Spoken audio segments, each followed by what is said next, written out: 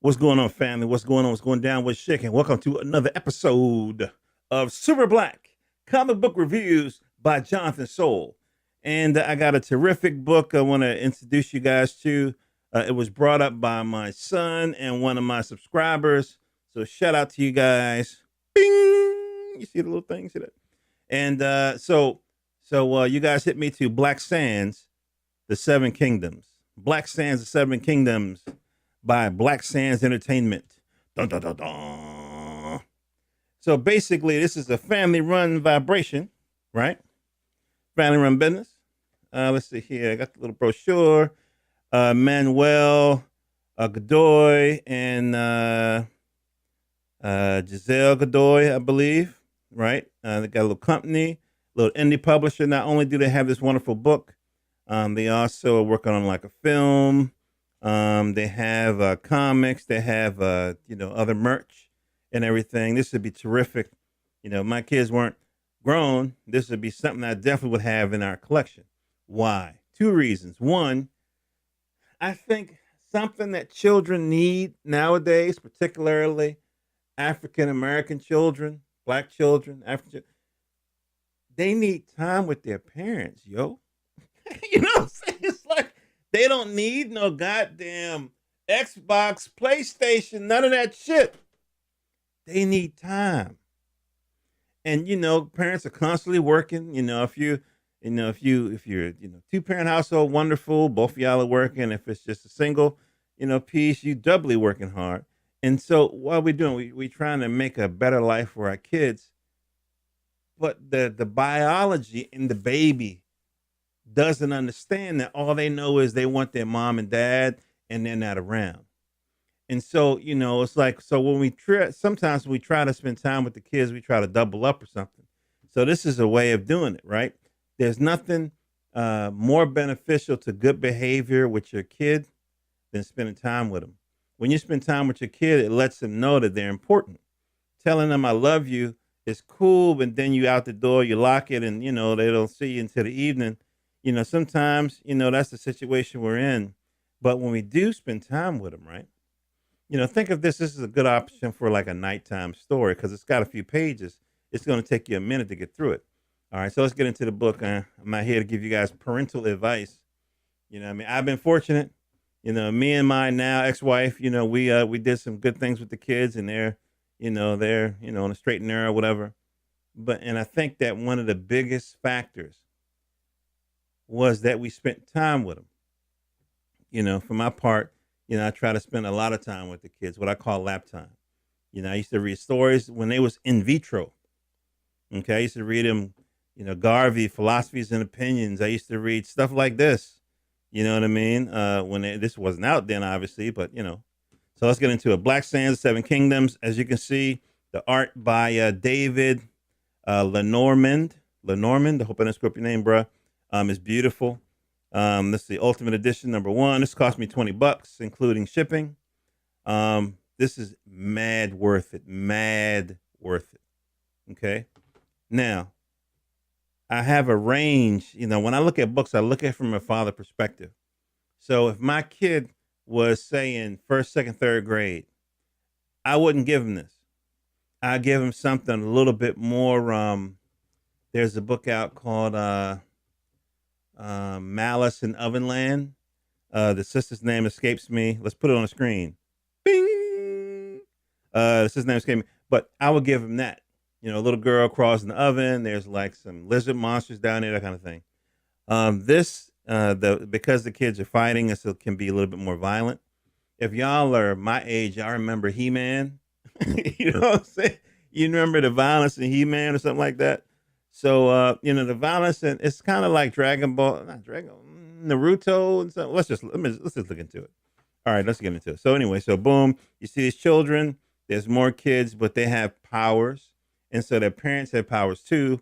And it's all about training the kids to assume not only control of their powers, but leadership one day. There's rivalries with the adults. We can see that.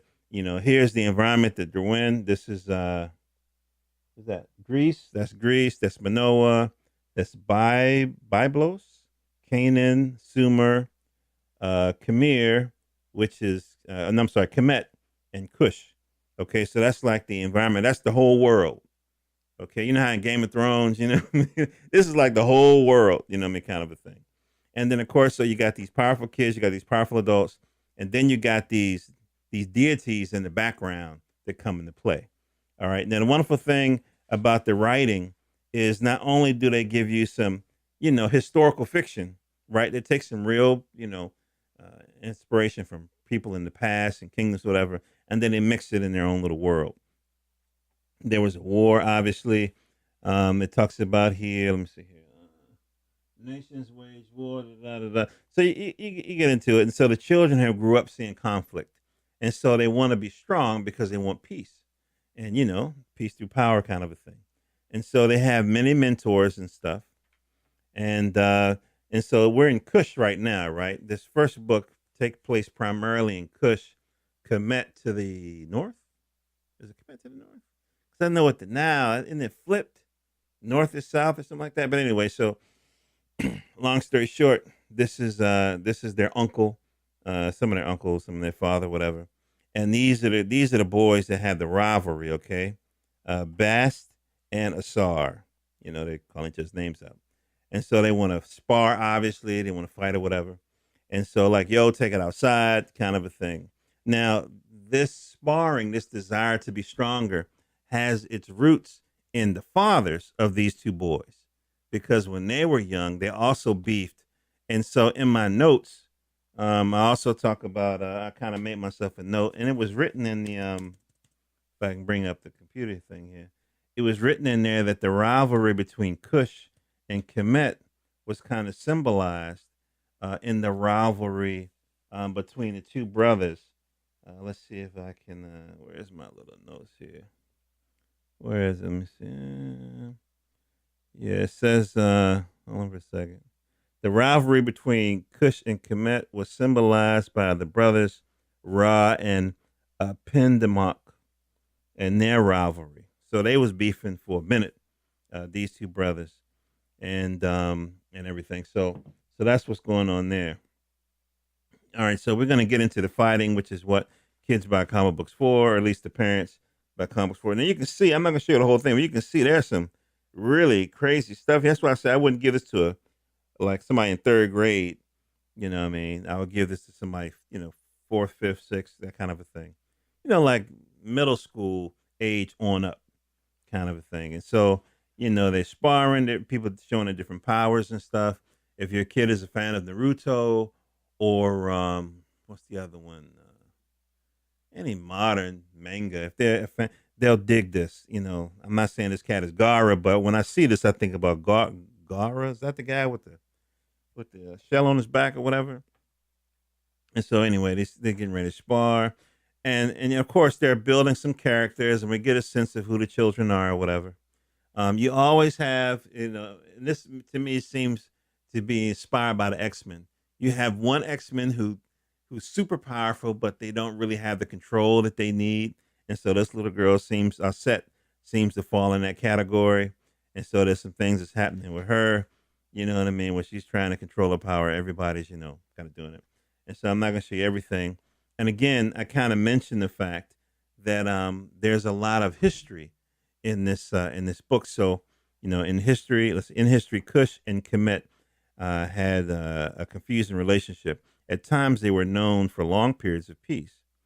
At times, they are known for long periods of peace. Other times, they destroyed each other. This complex relationship has been ongoing for thousands of years throughout their history in Black Sands, and he does that every time, or they do it every time. They'll give you the real history, and then they'll say, okay, in our mythology, this is how we're going to handle it. In Black Sands, we made the conflict more understandable by having the leaders, Ra and Apendamok, be brothers who fiercely hated one another. What could be more complicated than that? So you get a sense of how they're taking it. You know what I mean? They're taking a personal conflict and expanding it, kind of a thing, using it as a metaphor, kind of a thing. So these two boys kind of represent that new version of that old conflict, and so they're sparring with each other. And I'm gonna just jump ahead. I don't want to show you everything, but you can see that there's some nice, even nice fight choreography in this. And now you see this little panel right here. Hold on a second. I see. Okay, you can probably see it. This little panel right here. This is like if this panel wasn't there, I might recommend it for the younger kids. But this particular page is powerful now. I wouldn't take it out. But this means to me that it has to be an older kid because they can understand these babies not really hurting each other. They're just sparring like you would play fight on the playground, except these kids got superpower. You know what I'm saying? So that's why it's like that. So anyway, so of course, they got they got their own attacks. Look at this, kaboom, this compression wave, you know what I mean, kind of a thing, a situation. And then of course, this the other young man, you know, uh soul enforcement, mountain strike. Yeah. That's so cool. Kind of a thing. So they beef with each other. And so while this is like a little side adventure kind of a thing. So while that's happening, there are greater dangers afoot. There's a messenger that brings an encrypted message. When I say encrypted, I mean a scroll with a seal. You know what I'm saying? And so these bad guys. Now remember I told you, I think I might have told you at the beginning, you got three layers of beings here, right? You got the regular humans, then you got the gods who come in human form, and then you got the old gods who are just straight gods. They rule over the people, but they don't rule directly. They rule through a proxy. And this is a perfect example, right? Now, this is my second take doing this video. So in the first take, I mentioned Zachariah Ascension. If y'all don't know who he is, then you should check him out. He's a cat who kind of, like was a self-trained archaeologist, anthropologist or whatever, and he came up with some theories about Sirius B and Planet X, right? Or Planet Narubu, I think it's called, and the Anunnaki and different things. And so that's what inspires this whole panel right here. This cat is like from the Anunnaki. What is that? You gotta look it up, baby. it's the it's the age of the information, man. You gotta look it up. And so when you do, you get a deeper appreciation for what Giselle and Manuel was putting down in this book. So that thing is going on. Let's see. Let's give you a little bit of taste. Let's see. Let's see. The war between gods and men. Okay. In Black Sands, the ancient gods of Narubu are alien invaders, but in history, they were ridiculously powerful gods of old kingdoms. Okay. So I'm going to wrap this up because I'm going to make this 5 minutes. So anyway, so that's the gist of it. It's a good book. Get it for your kids. I paid $20 for this.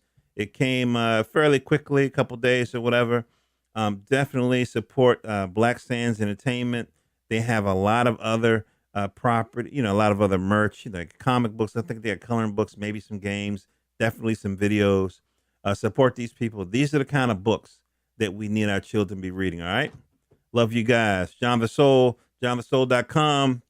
Check out the site for interviews with artists and creators and so forth that create these kind of wonderful universes for our people to live in. All right. Love you guys. Hope all your dreams come true. Peace.